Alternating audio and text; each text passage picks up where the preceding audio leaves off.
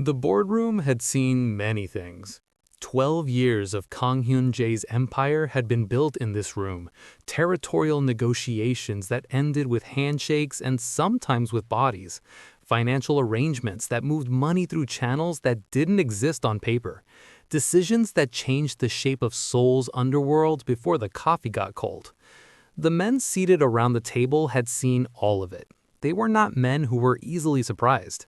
So when the door opened, not knocked, not announced, simply opened, and a small boy walked in with the solemn, unhurried confidence of someone who belonged exactly where he was, the room went quiet in a way it had not gone quiet in years. He was 3 years old, maybe 4. Dark skin, natural hair, his mother's round face and careful eyes. He wore a small yellow raincoat, still damp because it had been rainy outside and someone had clearly forgotten to remove it before he came upstairs. He looked around the boardroom with the thoroughness of a child taking inventory. Past the men in dark suits, past the financial documents spread across a table, past the architectural models of 3 districts Kang Hyun-jae was currently acquiring. And then his eyes found Kang Hyun-jae at the head of the table. The boy's face changed. Something lit up in it. Recognition, certainty, the absolute unself-conscious joy of a small person who has found what he was looking for. He pointed. "Appa," he said. Not a question, not uncertainty, the declarative statement of a child who had been told something was true and believed it completely. "Appa." Kang Hyun-jae, who had not flinched when a gun was placed against his temple at 22 years old, Kang Hyun-jae, who had negotiated with men twice his age and twice his danger with the composure of someone who had never once been rattled. Kang Hyun-jae, who his own organization called Chobyuk, the wall, because nothing had ever broken through, froze. Every man in the room watched it happen, the complete, absolute stillness. The way his hands stopped moving mid-gesture. The way his expression, that carefully maintained blankness, cracked open just slightly at the seam. The boy took 3 more steps into the room, stopped at the edge of the table, looked up at him. "Appa," he said again, softer this time, as if he understood that some things needed to be said twice. "Welcome to this channel. And honey, if you think the most dangerous thing that ever walked into that boardroom was a man with a weapon, this story is going to teach you something." It was a 3-year-old in a yellow raincoat. Like this video if you're already feeling it. Subscribe because we're just getting started, and hit that notification bell. Let's go back to where this really began. Adaeze Okafor had come to Seoul for one reason. Her younger brother Chukwuemeka needed surgery. Spinal stenosis, progressive, the kind that would take his ability to walk within 2 years if left untreated. The specialist in Lagos had given them the prognosis with the flat delivery of a man who had learned not to dress bad news in comfortable language. The surgery existed, the cost existed. The gap between those 2 facts was a number so large that Adaeze had looked at it and felt the floor shift beneath her. She was 24, trained as a domestic worker through a vocational program in Enugu, with 2 years of experience and references that called her reliable, thorough, and discreet. She had found the Seoul placement through an agency that specialized in connecting Nigerian workers with Korean households that required live-in help. The pay was 3 times what she earned at home. The contract was for 1 year. She signed it, kissed her mother, promised her brother she would be back before his next doctor's appointment, and gotten on a plane. The Kang household was not what she had expected. She had expected wealthy, she had not expected the specific quality of wealthy that expressed itself through understatement, the absence of ostentation, the presence of something more unsettling, which is authority so absolute it didn't need decoration. The estate in Hanam-dong had no visible security. You only notice a security when it noticed you first. The head housekeeper, Mrs. Beck, was a woman in her 60s with the bearing of someone who had seen everything and chosen to comment on none of it. She showed Adaeze the household staff quarters, the household schedule, the rules that were stated and the ones that were implied. The master of the house, Mrs. Beck said, was rarely home before 9. He did not eat breakfast on the premises. He did not require conversation, he required invisible competence, a house that ran flawlessly, and staff who understood that running flawlessly meant never drawing his attention. Adaeze understood invisible competence. She had practiced it her entire life. For 3 months, she was exactly what the position required. She cleaned rooms that seemed barely used and cooked meals that appeared on schedules and disappeared without ceremony. She managed the household accounts with the precision she had brought to everything since learning at 17 that precision was the most reliable form of control available to people without power. She did not expect to meet the master of the house in the kitchen at midnight. He was there because Mrs. Beck would later explain that he sometimes worked through the night in his study and came down for coffee when the city went quiet and the paperwork became oppressive. He was there because the kitchen was one of the few rooms in the house where he seemed to be simply a person rather than a position. He was tall, sharp-featured, with the kind of face that had been made serious by experience rather than nature. His shirt sleeves were rolled up. He was making coffee badly, the way busy people make coffee, efficiently but without attention, treating it as fuel rather than something worth caring about. Adaeze understood invisible competence. She had practiced it her entire life. She walked in, moved gently past him, and fixed a filter he'd placed incorrectly. "The ratio is wrong," she said before she could stop herself. "Too much coffee for the amount of water. It'll be bitter." Let us know in the comments where in the world you are watching this video from. If you enjoyed this video, please give it a like and stay with us. And don't forget to subscribe to our channel so you don't miss our next video. He looked at her, not with irritation, she braced for irritation, but with the specific attention of someone who had been spoken to honestly and was deciding what to do with that. "Show me," he said. She showed him.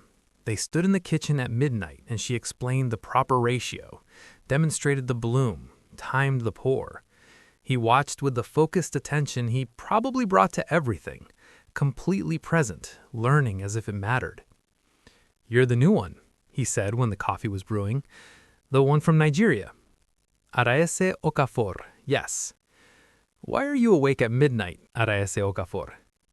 "I could ask you the same thing." Something shifted in his face. She could not have said what it was exactly. Something that recognized the equality in her answer and found it unexpected.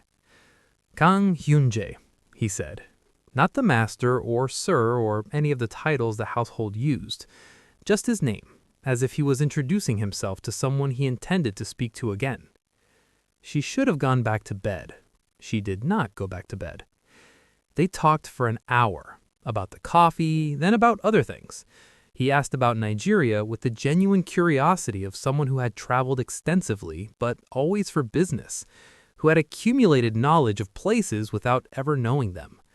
She answered with the careful honesty she brought to everything, accurate, undecorated, occasionally funny in the dry way that came naturally to her.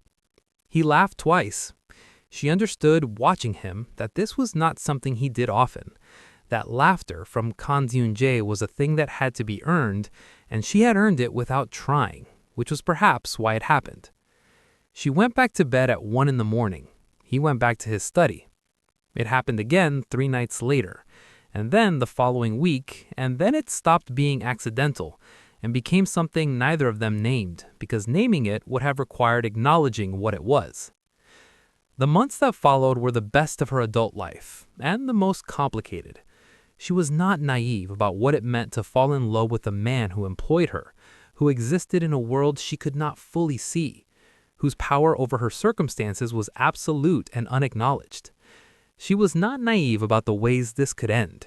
She fell anyway, because he talked to her like she was worth listening to, because he fixed things in the household when she mentioned problems without making her feel she'd complained, because one evening, sitting in the kitchen while rain fell outside, he had asked her about her brother with the focused attention of someone who actually wanted to know. And when she told him about the surgery and the cost, he had been quiet for a long time and then said simply, "Tell me the hospital. Tell me the surgeon's name." She stared at him. He had met her eyes. "I'm not doing this as your employer," he said. "I'm doing it as someone who doesn't want that information to be what you carry alone." Chukwumeka's surgery was scheduled 3 weeks later. The bill was paid through a foundation Adaeze had never heard of and could not trace. She had looked at Hyun-jae across the kitchen table that evening and understood that this man, whatever else he was, had done something for her that she would not be able to repay in any currency she possessed. She had also understood, looking at him, that this was the problem. that you could not love someone you owed, that gratitude and desire were too entangled to be clean.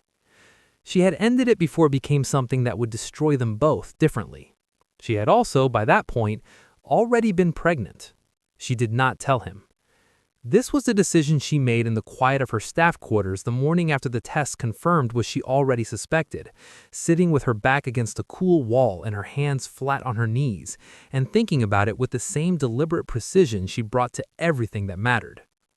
She thought about what telling him would mean, about the world he ran and what happened to things that could be used as leverage, about the fact that he paid for her brother's surgery and what that meant for the balance between them, and whether adding a child to that equation made the debt larger or transformed it into something else entirely. She thought about what not telling him would mean. In the end, she chose the version where her child was only hers, where no one with enemies and power and a world built on violence could look at her son and see a complication, where she was the only variable, the only protection, the only thing standing between her child and everything she did not fully understand about Kang Hyun-jae's life. She finished her contract. She returned to Lagos. She gave birth to Kolade 7 months later in a hospital where her mother held her hand, and her brother, walking now because a surgeon in Seoul had repaired what was broken, paced the waiting room and came in immediately when the nurse called his name. She named him Kolade. It meant wealth has arrived home. She held him in the hospital room and looked at his face, her eyes, his father's sharp features, and made him 2 promises: that she would give him a life worth having, and that she would make sure he understood when he was old enough that being loved was not the same as being safe. For 3 years, she kept both promises. She worked, she built, she sent money home every month and saved what she could, and when Kolade was 18 months old, she started taking online nursing courses, because she had spent enough time on the edges of other people's care to know that she wanted to be someone who could provide it directly. Kolade grew into a child who was startlingly, almost uncomfortably alert. He watched things with the focused attention she recognized, had seen it across a kitchen table at midnight, and processed them with a patience unusual in small children. He was not a loud child, he was a precise one. When he spoke, he meant what he said. When he decided something was true, it was very difficult to convince him otherwise. He was 3 years and 4 months old when Adaeze received the offer from the Seoul placement agency. Not the same position, the Kang household had filled her former role twice over. This was a different family, a professor's household in Mapo-gu. 2 children, excellent references, better pay than her previous contract. She had said yes before she finished reading the details, because Seoul meant nursing school, meant the certification program she had already been accepted to but couldn't afford with the Korean salary, meant the next version of her life that she was trying to build. She had told herself that Seoul was large enough, that 3 years was long enough for circumstances to have changed, that she would not encounter Kang Hyun-jae in the ordinary geography of her days. She had been partially right about all of these things. What had happened was this. The professor's household where Adaeze worked was hosting a renovation that had begun 2 weeks ago and showed no signs of ending. Dust everywhere, no kitchen. The professor, a mild-mannered man named Dr. Shin, who found the chaos genuinely distressing, had arranged for his family and staff to stay temporarily in the service departments on the 14th floor of the Kang Tower, a mixed-use building owned by a hospitality subsidiary of the Kang Group's legitimate portfolio. He looked at her. No, they're not. He leaned back in the chair, and for a moment he was just tired. Not the performed weariness of someone establishing vulnerability, but genuine exhaustion. The exhaustion of a man who had been carrying something heavy for a long time, and had just been informed that the weight was heavier than he knew. "I have been looking for you," he said, "for 2 years. After you left, after I could no longer justify the time I was spending in the kitchen, I looked for you. My people couldn't trace you. You disappeared thoroughly. I learned how to disappear from watching your household." Something moved at the corner of his mouth. That's a reasonable use of observation. I thought so. He looked at Kolade again. The boy had given up on the laptop and was now examining the architectural model of a district Hyung-jae was developing, turning one of the small building models in his hands with careful attention. "Careful with that," Hyung-jae said. Not sharply, just clearly. Kolade set it down with the same care with which he'd picked it up, then looked at Hyun-jae with the assessing expression of a child deciding whether an adult was worth his respect. Whatever he decided must have been favorable. He picked up a different model, one of the smaller ones, and carried it to where Hyun-jae was sitting. He placed it on the table in front of him. "Building," he said. "Yes," Hyun-jae said. "You made it?" "My company's making it. It will be finished next year." "Is it for people to live in?" "Some of it. Some of it is for businesses." Kolade considered this information with the seriousness he applied to most things. "My mama says buildings should be for people first." Hyun-jae looked at Adaeze. She kept her face arranged in its professional neutral and did not point out that she had in fact said this and that it was interesting that Kolade had retained it. "Your mama is right," Hyun-jae said. He did not make demands. This was the first thing. She had prepared for demands, the assertion of paternal rights, the deployment of resources in ways that would make her feel owned rather than supported, the pressure that came from a man who was accustomed to pressure being sufficient. She had been ready to hold her ground, to state her terms, to make it clear that Kolade was hers and that no amount of power entitled anyone to override her judgment about her son's safety. He made no demands.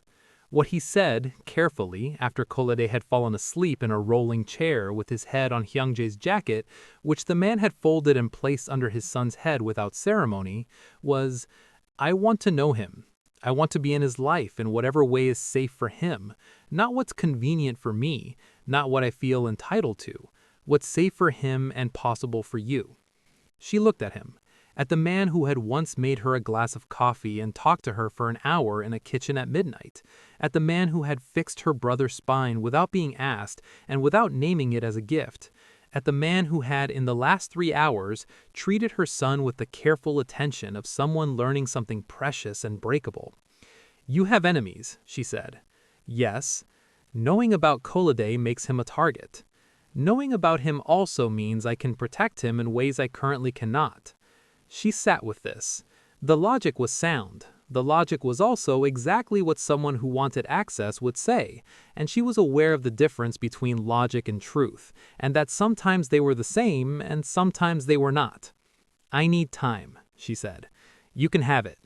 I need to trust you before I let you close to him. Not trust the way people use the word when they mean tolerate. Actually trust.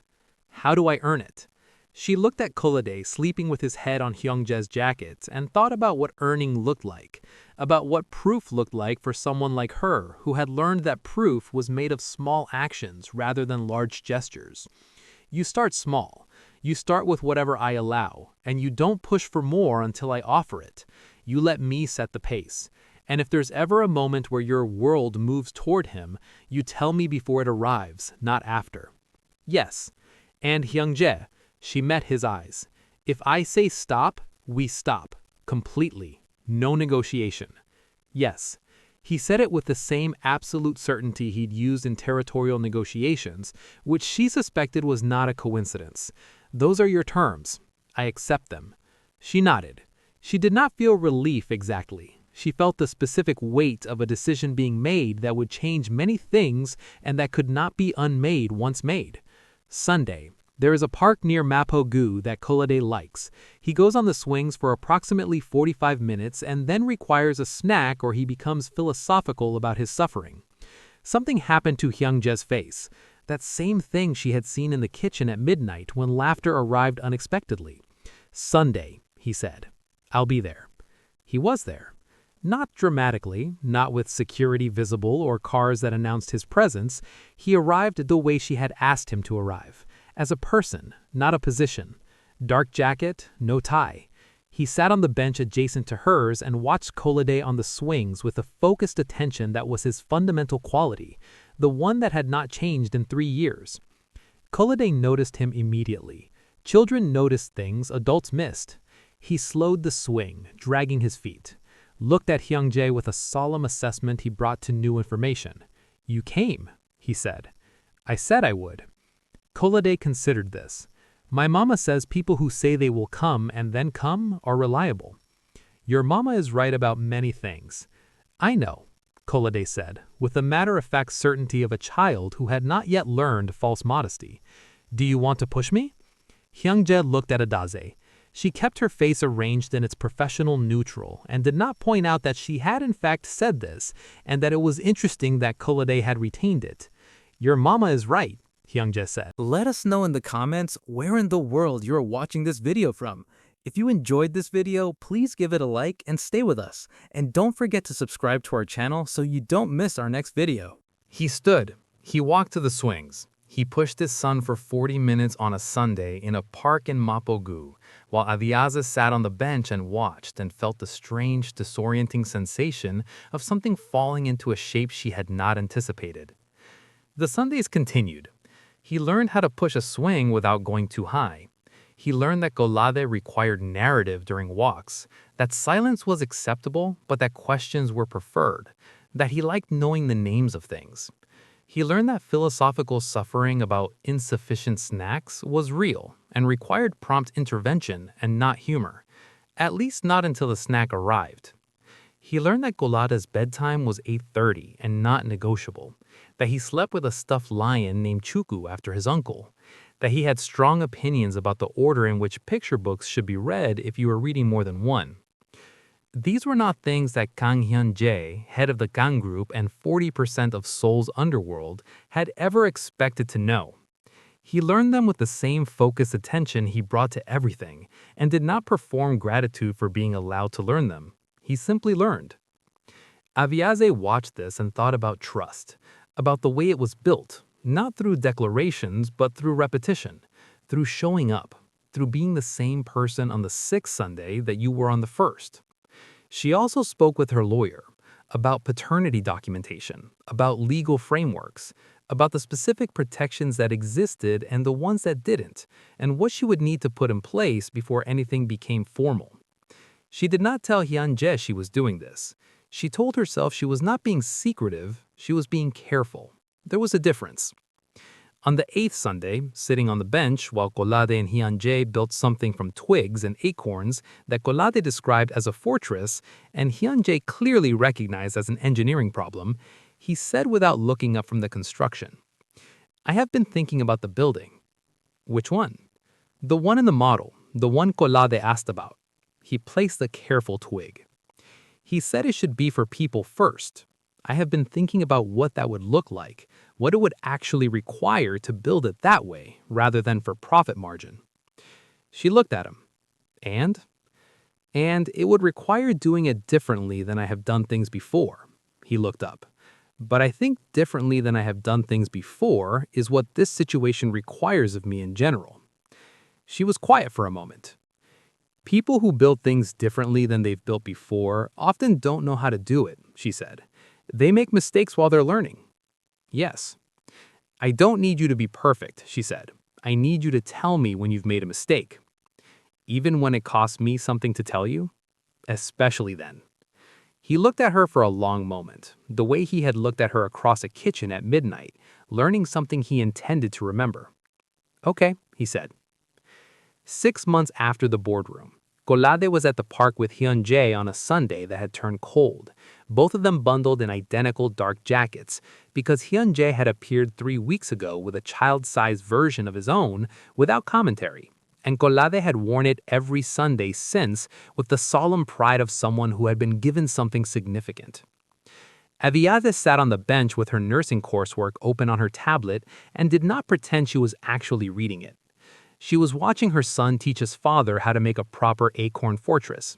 Kolade was explaining the structural requirements with the patience of an expert correcting a student. Hyun-jae was listening with complete attention and following the architectural specifications his 4-year-old had established without argument. This was not Kang Hyun-jae, Chebyuk, the wall, the man who had built an empire on the principle that nothing penetrated. This was just a man in a park on a Sunday, letting his son teach him something. Adaeze thought about trust, about how it was different from love but often arrived alongside it, about how it was possible to love someone for years and still not trust them, and how it was possible to build trust slowly, Sunday by Sunday, without planning to love them again. She thought about all of this, and then she closed her tablet and walked across the park to where they were building their fortress. "Can I help?" she asked. Kolade looked at her, then at the fortress, then back at her. "You have to follow the rules." "Tell me the rules." "The big stones go on the outside. The sticks go between them. The acorn caps are for the top only, and you can't rush." "I can follow those rules." She sat down on the grass beside them. Kolade handed her stones. Hyun-jae passed her a stick without being asked. They built the fortress together, the three of them, in the cold Sunday afternoon light, while Seoul went about its business around them and the park smelled of fallen leaves and the approaching winter. Hyun-jae's hand found hers on the grass, not demanding, not performing, just present. His fingers over hers, warm against the cold. She did not pull away. "Adaeze," he said. "I know," she said. She did not know exactly what she knew. She knew that this was not finished, that there were still things between them that required resolution and honesty, and probably several more difficult conversations. That his world had not disappeared because he was choosing to be different in it. That she would need to be careful and deliberate with herself in ways that could not be compromised. But she also knew that the man beside her had shown up 8 Sundays in a row, had learned how to push a swing and build an acorn fortress and listen to a 4-year-old's structural requirements with genuine attention. Had said, "I accept those terms," and meant it. Had not pushed where she asked him not to push. Had been, Sunday by Sunday, exactly who he said he would be. "The fortress needs a gate," Kolade announced. "Otherwise, it's just a wall." "What's wrong with a wall?" Hyun-jae asked. Kolade looked at him with the expression he used for people who had said something obviously wrong. "If it's all wall," he said, with the patience of a child explaining something fundamental, "then nothing can come in." Let us know in the comments where in the world you are watching this video from. If you enjoyed this video, please give it a like and stay with us. And don't forget to subscribe to our channel so you don't miss our next video. Hyun-jae was quiet for a moment. Adaeze felt his hand tighten slightly over hers. "You're right," he said. "I know," Kolade said, and handed him an acorn cap. "Put this here, that's the gate." Hyun-jae placed the acorn cap where his son indicated. The fortress had a gate. Later, walking back through the park while Kolade held both their hands and demanded to be swung between them every 7 steps, Adaeze thought about the photograph in her bedside drawer, the one she had kept because some things were too real to destroy. She thought about the distance between keeping a photograph and walking through a park on a Sunday, about the acorn fortress with its gate, about a boy in a yellow raincoat who had walked into a boardroom and pointed at the right person and said, "Appa," with the absolute confidence of someone who had decided this was true. About the fact that sometimes the most dangerous thing in a room was the truest thing in it.